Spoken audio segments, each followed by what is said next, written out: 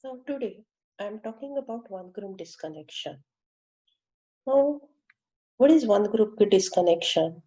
Certain functional groups are present on a target molecule, and we have to think about the disconnection starting from that target molecule. Now, the first example, this is the target molecule which we have to synthesize. Now, some questionnaire that you have to ask to the target molecule. This is the simple method how we have to start for the disconnection. Now, first question to the target molecule, do you have a functional group? Now, the answer is yes, there is a hydroxy functional group and a cyano-functional group. These are the two functional groups. Now, the next question that you have to ask to the target molecule, do you have a branch point? So yes, there is a branch point. Now, the next question to the target molecule that you have to ask, are these two functional groups are attached to the branch point? Answer for this, yes, these two functional groups are attached to the branch point. Now, whenever this situation is there, and whenever a hydroxy functional group is there, and if it is attached to the branch point, the next question that you have to ask to this hydroxy group, now, what type of hydroxy group? What is the specificity of this hydroxy group? That is it a primary hydroxy group? It is a secondary hydroxy group? Or it is a tertiary hydroxy group? What type of this hydroxy group? Now you know, now this is a tertiary hydroxy group. So at the end, your answer is tertiary hydroxy group. So if your answer is tertiary hydroxy group, next, now this hydroxy group acts as a guiding functional group. So what is guiding functional group? Guiding functional group is that this functional group tells you now you start the disconnection from B. So now you can see here we have started the disconnection starting from the hydroxy group and disconnecting this bond. Now you may have a question, why have not disconnect this bond? Why have not disconnect this bond? Why we have to choose this disconnection? Now the answer for this, now which carry the negative charge, whether methyl group carry the negative charge is the best one or CN group carry the negative charge is the best one. As you already know, the cyanide can carry a negative charge very well. Therefore, whenever we disconnect in the direction of CN, then you'll get cyanide minus, which is the possible synthone. That's why instead of disconnecting here and here, they are the bad disconnections. So with this, so again, you look at here, a hydroxy functional group is there. Then we have to ask to the target molecule, is it primary, secondary or tertiary? Whenever a tertiary hydroxy group is there, then it acts as a guiding functional group. That indicate we had to start the disconnection starting from this hydroxy group. So if I start with this disconnection, disconnect the Cn minus, you'll get this part.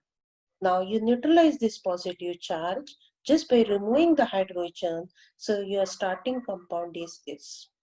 Now whenever we have to go in a reverse way, the first part is the analysis. That means you have to work in the opposite direction. Once you complete the analysis, now how do you complete the analysis? You can complete the analysis only when you will get a starting known compound. So acetone is the starting known compound. So of course we stop the analysis at this stage and now you start for the synthesis. Now synthesis. What is the synthesis? Now this is the, what is the synthetic equivalent? Now this is the charge structure. So I call it is a synthone. This is again a charge structure. So I call it is a synthone.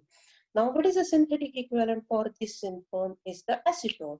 What is the synthetic equivalent for this cyanide? Is the sodium cyanide. So this is the very well known reaction, that is attack of cyanide across a carbonyl carbon. As you know, this is a partial positive charge. So it attacks here, and after hydrolysis you get this compound. So this is the first example by which we can talk about the how to disconnect a simple functional group. Now next target molecule. Now this is the next target molecule. Now here again the same questions that you have to ask to the target molecule. The first question to the target molecule, is there a functional group? Answer is yes. This is first functional group hydroxy and the second functional group is a acetylide group. Now the next one is what? The same question to the that you have to ask to the target molecule. The functional group, is it attached to the branch point? Yes, it is attached to the branch point.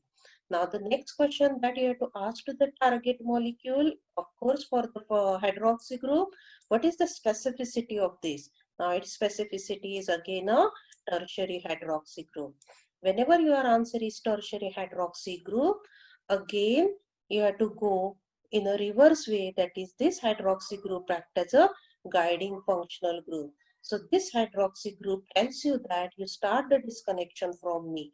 So I call this is a guiding functional group. So what is guiding functional group? That means you have to start the disconnection from the hydroxy group. So oxygen hydrogen bond you are going to break, convert it to a double bond and disconnect here. Now again the same question, why there is no disconnection? Why there is no disconnection? The answer for this the same. This can carry a negative charge very well as compared to this and this. So you'll get acetophenone plus acetylide. Now, what is the, now this is a neutral molecule, so I call it as a synthetic equivalent. But this negative charge species, so we call it as a synthone. So what is the synthetic equivalent for this synthone? It's a simple, just you put the hydrogen and the acetylene. So acetylene is the synthetic equivalent for this. Now, how do you generate a negative charge on acetylene carbon? By using a sodium in presence of liquid ammonia, you get this acetylide and then attack it on this and you can generate a target molecule. Next target molecule, now the same type of situation. Again hydroxy functional group. Now it is attached to the branch point. Again it is a tertiary hydroxy group. So again it tells you, you start the disconnection from me. So now you here and here. Now the question arises, why we have not disconnected here? Why we have not disconnected here? Why we have chosen this disconnection?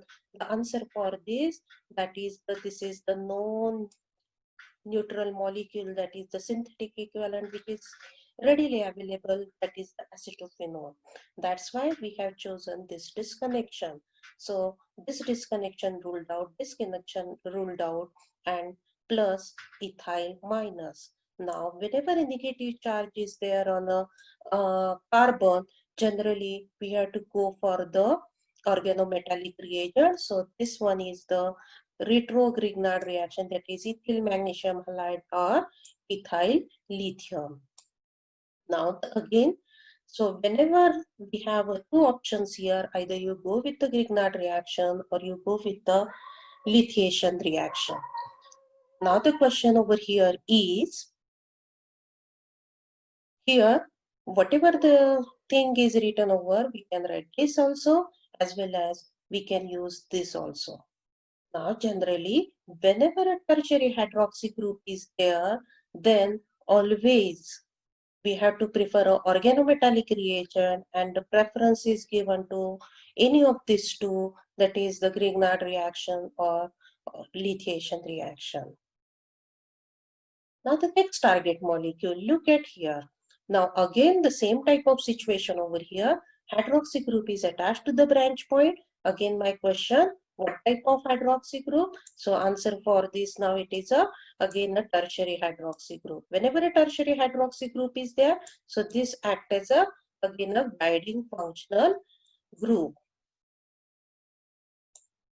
Now, if this is a guiding functional group, that indicate you have to start the disconnection from me. Now, the question arises whether we have to disconnect here or here. As these two are the symmetric bond and this is not a symmetric one, so the best one is, instead of disconnecting the symmetric bond, the best option is to disconnect this bond. So a disconnection is the bad one as compared to B disconnection. So this is the best disconnection. So always remember, generally you don't disturb the symmetry. So symmetric bonds never disturb, but if there is no choice and that time you have to disconnect the symmetric bond, then you have to disconnect this also and this also. But now you have option for the other disconnection. So you disconnect this, you will get this minus. So whenever minus means organometallic reaction, that is Grignard reagent, and this is acetone. And now the synthesis, how do you synthesize the Grignard reagent? It's an alkyl halide plus magnesium metal, and then treat it with in a dry ether, and then get the Grignard reagent, attack it on acetone, and then do the hydrolysis, you get the target molecule. Now next molecule over here. Now look at here. Again it is a tertiary hydroxy group. Again it acts as a guiding functional group. Now here the symmetric branches are there. But here, instead of disconnecting here, the best disconnection is here and here. Now, as I in previous slide, as I already explained, if you want to disconnect the symmetric bond, so don't stop the disconnection only at this bond, you disconnect the other symmetric bond also. So first disconnection, you remove the ethyl group. Again, this next disconnection, you remove the ethyl group in the same direction. After the disconnection of this, then you'll generate a pH, C double bond O, and a plus charge. So plus charge means that you need there is a leaving group. So this leaving group is called as a, that is we can say that is the Grignard reaction on a ester. So two molecules of Grignard reagent attack on the ester, and after hydrolysis, two times it get added. This act as a leaving group, attack, it depart, and again one more Grignard reagent attack over here, and then after hydrolysis it gives you alcohol. Now the next target molecule. Now again the same thing here it is. There is a symmetric bond, phenyl-phenyl bond, and this another bond. Now in the analysis, can you see again the symmetric bond they have disconnected. So after disconnection of this, now what happens in the same fashion in the previous slide? Now this converted to C double bond OOET, that is Grignard attack of Grignard reagent on the ester functional group. Now after this, so two molecules of pH MgBr. Now what happens to this? Now this is not a known compound, so still we have to think about in a reverse way. Now what is this reaction? This reaction is nothing but, now how we go with this reaction? A 6-membered ring is there. In a 6-membered ring, intracyclic double bond is there, and exactly anti to that position there is a electron withdrawing group. It is directly attached to this. So whenever this situation is there, you always prefer a retro Diels-Alder reaction. So you have to go with the Diels-Alder reaction. Now, whenever you go with the Diels-Alder reaction, so what is it? That is, we already discussed in introduction slide, that is a concerted reaction. Now, this is an example of a concerted reaction. Go in a reverse way so that you will get a 1,3-butadiene and plus vinyl ester.